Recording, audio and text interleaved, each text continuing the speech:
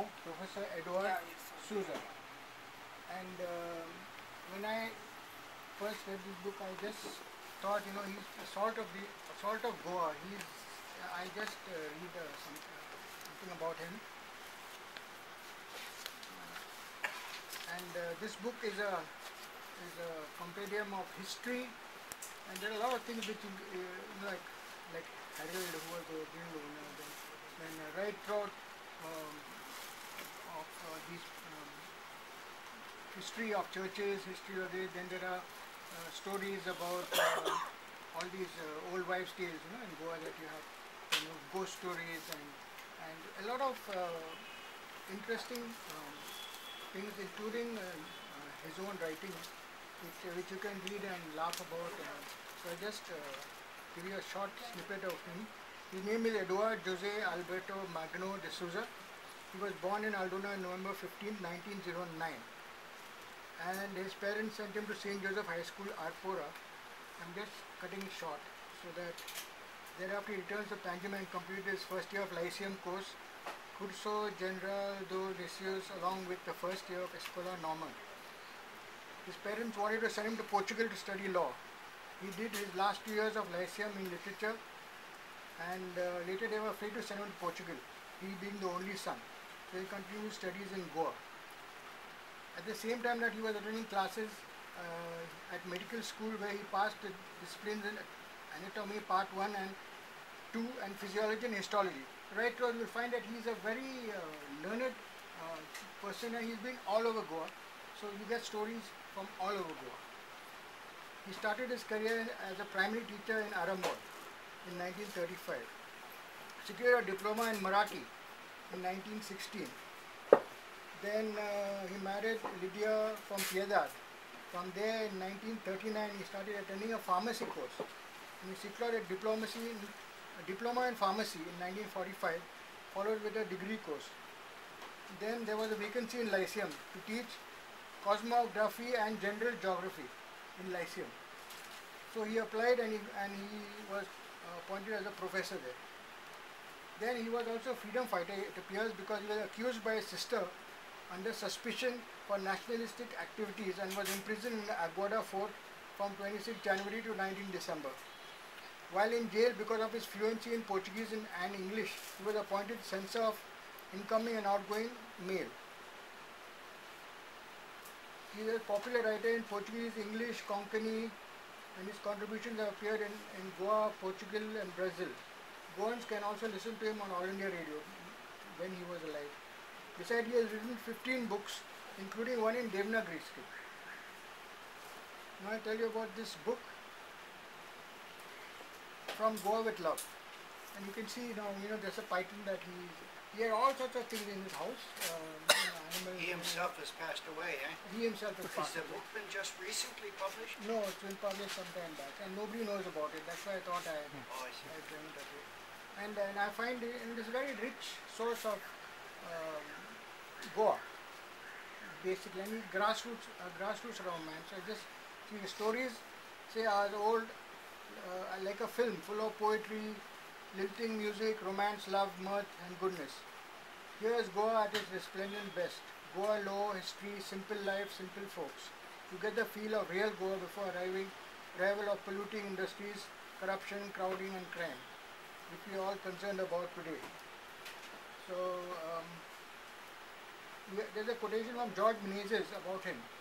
George Menezes wrote in his popular column Sugar and Spice in Goa Today of December 2001. He says, sitting on the edge of his bed, still wearing his almost heritage condition Nike jogging shoes, he did more for us with his witty conversation than several shots of my favorite urak, which the Pilerne home has a large supply of. At 90 plus, he is in full flight.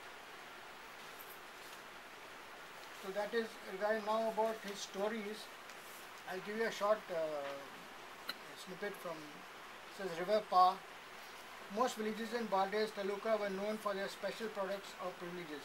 Thus, Maksa was known for its weekly Friday bazaar, Para for its watermelons, Moira for its bananas, Sangolda for its onions, Aldona for its chilies, Saligaon for its sugarcane, and Bilias, a kind of Chogri made out of sugarcane juice, Pambuka for its fountain, Nirul for its sweet potatoes and peanuts, Kandoli for its salted fish, Kalangut for its beach, Asagaon for its flowers, Kalvini for its crabs, and Asnora for its river.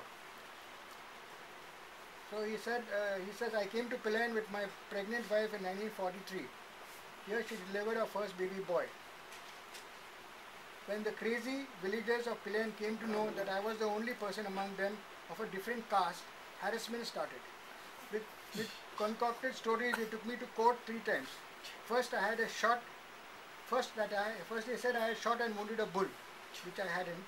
Then I had usurped the Cominda's land while building my compound wall, and lastly claiming that water and salt and fish had entered my salt pan that belonged to the state, and therefore to the Shetkari Association of Pilerne, my rights being limited only to the soil of the salt pan.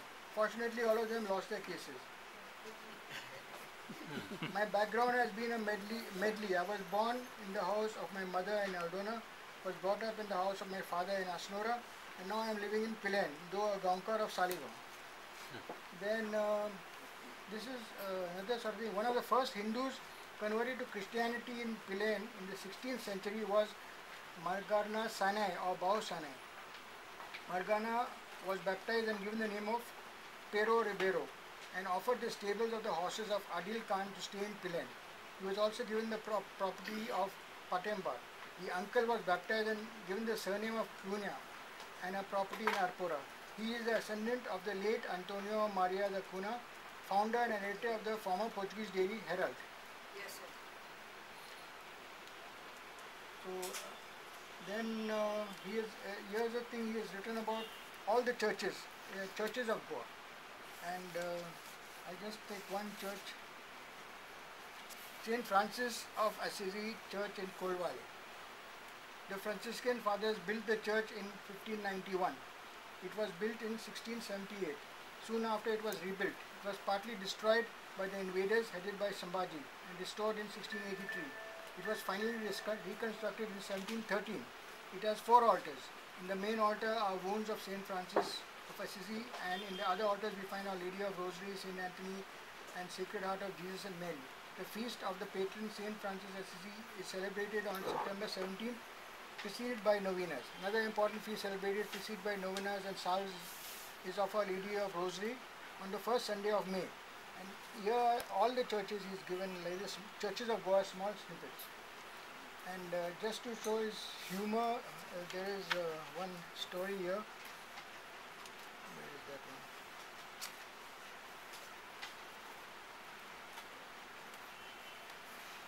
This is one of his writings, Priest Under the Bed. He says, Priest Under the Bed in Para.